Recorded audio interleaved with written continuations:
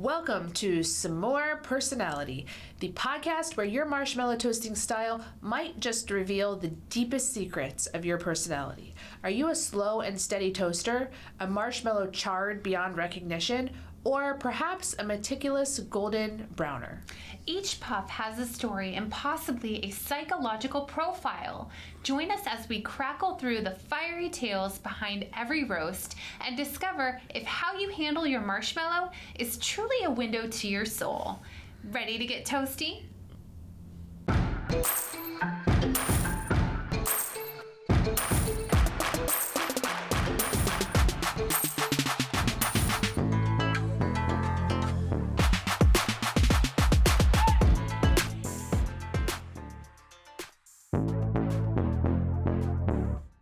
Lady bosses, are you working even after putting the kids to bed but still not getting results? Are you tired of spending money on ads that aren't getting engagement? Do you feel burdened that you aren't fulfilling your purpose in life because you are so consumed with work?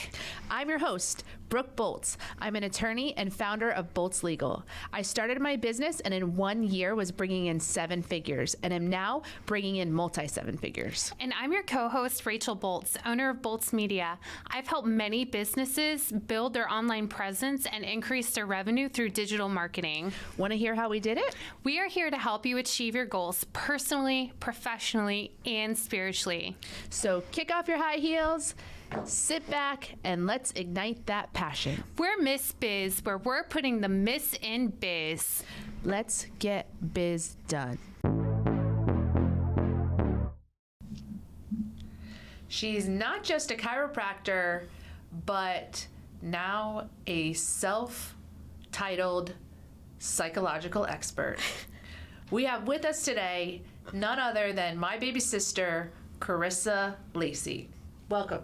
Thank you. Thank you guys for having me on.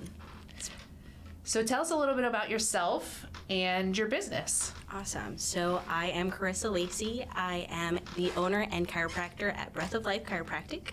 I went to school at Life University and graduated around 2022, worked for a little bit, and then opened up my own shop in November of last year. So it's been a very exciting journey since then, and I give a lot of credit to Ms Biz helping me through the process. Well, thank you. You're welcome. For that shout out. And as she likes to tell people, I am her much older sister. She's 15 years younger than me.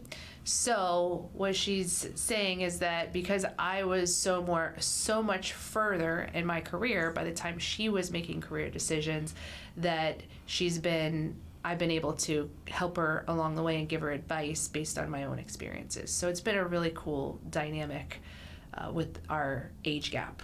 Absolutely. Yesterday we actually did a little team building thing together. So we had Boltz Legal and Breath of Life Chiropractic, and all of the swag that was to give away was all your swag. And I had granola bars and business cards because we're just at different points in our careers, but they're both very exciting. So yeah, so it was an event, a community event. Yes. Where she doesn't have a tent, so every time she goes to an event, she borrows my tent, which gives me, I get to advertise there as well, even though I'm not there, because my tent is there with my name on it. So welcome to the podcast. Welcome to Ms Biz. We are going to get into this s'mores business. What is the s'mores personality theory that you have come up with? Awesome. Okay, so the story goes, I was roasting marshmallows with my 2 roommates, and I realized as I was sitting there that they did it extremely different, right? One was very meticulous in every step that she made. She roasted the marshmallow to a perfect golden brown. She even melted the chocolate on the graham cracker. Thank you, graham cracker. And I was like, wow, I've never even seen anyone put that much effort into a s'more. My other roommate had already eaten 3 by then, right? She put it in there, burnt it, boom, done. And I was like, wow. Like, as I was sitting there thinking about it, I was like, that is very accurate to their personalities, right? So that first roommate, she was very meticulous in everything that she did. She was very goal-oriented. She worked diligently. She paid attention to every detail. Her house was really clean, right? Where the other one, She, not so much, right? She wanted instant gratification. She wanted that thing now, and she wanted to get after it. And so that's where the s'more theory came from. So from then on, I was like, I wonder if this is accurate to most people. So anytime moving forward, I'm making a s'more, I'm always asking people. I say I have a little social experiment coming on, and it always leads to really great conversation. And that's the reason why I personally like it the most is a lot of times when you're meeting someone, you're not just like, I want to know the inner workings of your personality. But going through the s'more theory, it's a really easy way to get to a deeper conversation in a lighthearted way. Do you ever have people who just say, I don't like s'mores? Yes, my father. He was like, I don't even eat s'mores. So he was the first one. So you have to find an alternative. Yes. Well, that's the beautiful thing about things like this is that really you can find people's personality in any type of situation, right? Bumper stickers, or they do the theory of if you bring your cart back after you go grocery shopping, it shows something about how much you care about people, right? There's always a physical representation of things that are going on inside you. And the thing about the s'mores is that there's just a lot of steps, and so it can look different for every single person. And what's interesting is that not every time, but a lot of the times people are like, that's just the way that I did it, and I thought everyone else did it that way too. So most people think that the way they make a s'more is the same way that everyone else makes a s'more, which is interesting. That's funny, and I love how you shared that you can use different things in life to tell about people's personalities, because many years ago, when I was taking a psychology class, I wrote an essay about how whatever item someone had hung on their rearview mirror, that it told a lot about their personality. And if you think about it, if somebody has a cross there, that means that their faith is important to them. Or if someone has like baby shoes, that means that their kids are someone very important to them. So it's true, even if you don't have s'mores, there are other things that you can use to help you along your journey. And if you have nothing hanging on your rearview mirror, it's because you're too busy to worry about what to hang on your rearview mirror. So even that can be telling. If you enjoy the Ms Biz podcast but still have questions or need advice, we have some exciting news for you. Join us for Ms Biz Connects. Ms Biz Connects is a weekly 1-hour Zoom call on Fridays at 10 a.m. Eastern Standard Time. This is 1 hour each week dedicated to you. We want to meet you and put our brains together to help you grow personally, professionally, and spiritually. To access the meeting link, visit us on our social media pages at Ms Biz Podcast, or send us an email to msbizpod@gmail.com. Join us this Friday and let's grow the Ms Biz Nation. So, I gotta know, what is your marshmallow roasting s'more style? Gotcha. So I've overanalyzed it a lot, right? Once it started getting serious, once I told Brooke, she automatically took it to the next level.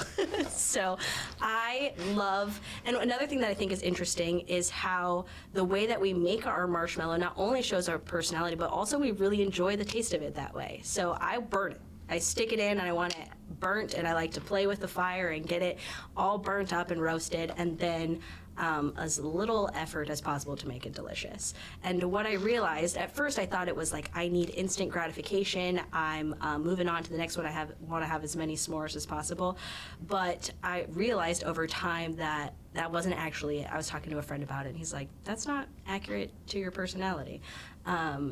And what it really is I get bored easy, right? So I want to do the thing, and then I want to go on to the next thing. And if I'm taking 25 minutes, 30 minutes to make a s'more, I could have done 3 other things. So that is very insightful. And Yes. It sounds like you got to know yourself Yes. a little better. Absolutely. Rachel, what is your s'more personality or s'more style? So I don't like them burnt. I usually, what I try to do is I make sure that it's a little bit brown, because I don't like them to be cold, but I don't want to sit there and wait for forever for them to get super toasty. So usually just as soon as they start turning like brown, then it's on, and I'm eating them. Do you ever pay any attention to the graham cracker and the chocolate, like those details, or not at all? I've never really thought about it, honestly. I'm just usually, I have one goal, and that's to eat. Really? So for me, and this is kind of a funny story, Karissa and I were on a girls trip recently, and we were making s'mores. And so this is how I learned she had this whole theory. And so I didn't say anything about how I made a s'more, but instead we asked my two best friends who were on the trip with us how they thought I would make a s'more. So, Karissa, do you remember what they said? Yes, I would love to tell this story. Okay. I would love to tell this story. So one of Brooke's extremely close friends, I ask her first, and she goes into extreme detail about how she would make a s'more from start to finish. And let me tell you, it sounds delicious, right? Like, I want to eat that s'more. Like, she's definitely the best s'more maker there. And so then we ask her, and she goes, I would make the s'more, right? Like, that's exactly what would happen if Brooke had to make a s'more. She'd find the best person in the business to make the s'more for her, and then she would enjoy it. I would pay them, though. Yes, handedly. And so that was my first best friend's comment. And so my second best friend was in a different room, not hearing this conversation. So we go to the second room, and Karissa asked the same question. How do you think Brooke would make a s'more? And do you remember what she said? Yeah, she goes, she'd probably get someone else to do it. Yes, she goes, I don't know, she'd probably get somebody else to do it. And we started cracking up laughing because that is 100% accurate for my life right now. In my life right now, I have so many moving parts between my business, my podcast, my home life, being a mother of 3 children, all the things that I do, that I've become a master at delegation. Everything that doesn't have to be done by me is not done by me. I find someone else. And that's another benefit of having grown in my business, is that I can afford to hire people to do the things that I don't have time to do, and they frankly do it better because it's their area of specialization. But for the haters out there who think I don't do anything and I just delegate to everybody, I can tell you that before I got to this place in life, I used to be the slow and steady type of s'more maker. I liked it, yes. But like Rachel, I would often get impatient before it got to that place. But I was trying to be slow and steady with it to get it to the perfect toasting.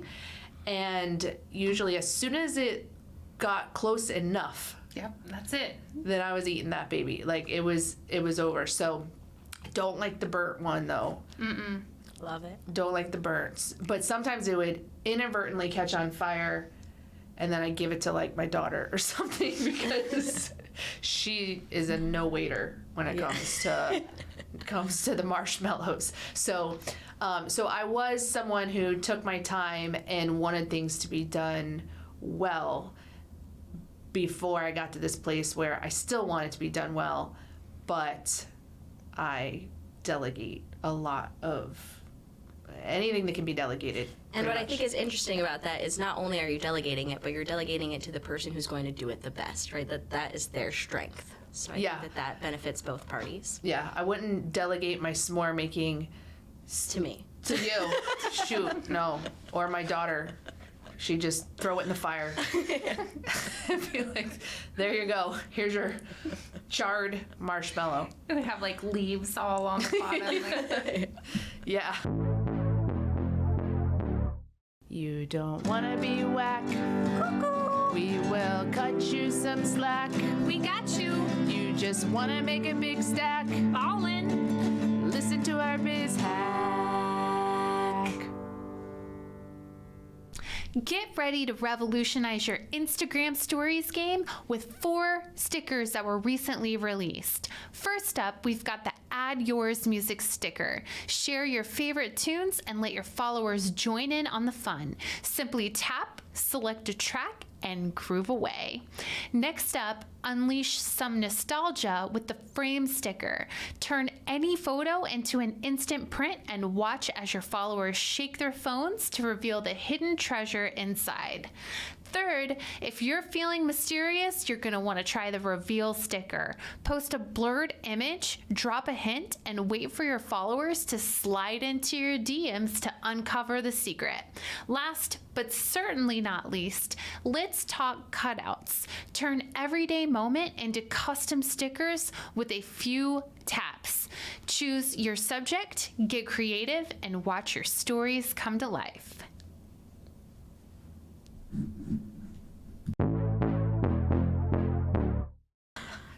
Yes. So I thought this theory was so interesting because after this, we started asking more and more people about their s'more making style, and we found that it really was representative of people's personalities. And so I told her I was going to talk about it on the podcast, and she got offended that I was going to do it without her. And so she is making her debut today to tell us her very own theory. So I think it could apply to dishes. I delegate those babies as well. To the way you clean your house or lack thereof, or your vehicle. Yeah, and like my dad would say, there's a right way to do it. And you're either doing it the right way or the wrong way. But in reality, there is no right way and wrong way. You can, however you do it is your way, and it's representative of your personality.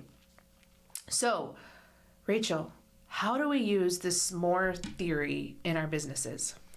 Well, I think there's a lot of different ways that you can use it. You can use it like for interviews to figure out like what kind of questions to ask people. You know, ask them about how they toast their s'mores in an interview, and then see what their response is, and that will tell you a lot about their personality. I 100% am going to start asking this question in interviews, because now when I ask people questions in interviews, they kind of know what the rationale or the motive is behind the question, so they can give an answer to tell you what you want to hear, right? If you say, what's your greatest attribute, or just a lot of the traditional interview questions, they know what you're getting at, they know what you want to hear, and so they tailor their question to tell you what you want to hear. But when someone says, how do you roast a marshmallow, they're probably not going to expect that question, and they're not going to really know what you're getting at when you're asking the question. So I think it's a good way to figure out their personality style that is true to them, not sugar-coated for purposes of the interview. Right. You could also use it to determine whether or not to take on a client, because depending on their style, they might not be a good fit for you. I think my clients might fire me if I ask them that question. Just kidding. But they would be like, why are you asking me this question? Could you imagine if it was like on your list of qualifying questions? In my questionnaire, my client questionnaire, I said, be very descriptive. How do you... I think that's another interesting point, too, is people's ability to reflect on those things. A lot of times we don't really take time to reflect on why we do things a certain way or how we do them. And if we do, we can learn a lot about our personalities really in anything. And so I think that's an interesting aspect of it too, is like, I don't even know how and it makes no difference, right? So just the fact that they could dive into it, even if you're like, oh, that answer is terrible, like that reflection process is important too. And it can help you decide what roles to put people in. If you've got someone who gets bored easily and throws it into the fire, you're not going to want to put them in the bean counter role where they've got to do meticulous data entry or something like that. You want to do something that's going to be quicker to the point type of a job or role for them. So it can help you to put people in the right positions within the business. Absolutely. Yeah, you can also use it as an icebreaker question in an open networking meeting. I think that that's really cool, and I'm going to use that for my B&I chapter meeting this Wednesday. Yeah, same. I have networking groups that I'm a part of, and you always go around the room and introduce yourself, and we like to sometimes use an icebreaker question. So this would be a great one to get people to have an insider's perspective now that you understand the theories behind the s'mores. Yeah, and you can also use this question as a get to know you question at a lunch meeting. You know, sometimes when you're first meeting people, it's really hard to break the ice, but a fun question like this will put everybody at ease. Or even if you get to that place in the lunch where you've talked about the traditional stuff, like what do you do for a living? Are you married? Do you have kids? You know, you've kind of talked through those things, and now you're at the awkward silence moment. You can bust out, how do you make a s'more, as a save the silence type of question, and lighten the atmosphere and kind of help restart the conversation. Well, there you have it. Think about your s'more making style. We'd love to hear from you in the comments on how you make a s'more and if it is a true representation of your personality. And thank you for tuning in. Until next time. Amos 5:24. Let justice roll on like a river, righteousness like a never failing stream. We appreciate you and are honored to be on this journey with you. We can't wait to help you, to encourage you, and show you how to grow personally, professionally, and spiritually. If you found Ms Biz helpful, please leave a review and share with others. You can follow us on social media at Ms Biz Podcast. For legal questions or services, please visit boltzlegal.com. And for digital marketing needs, please visit boltzmedia.com. Let's get biz done.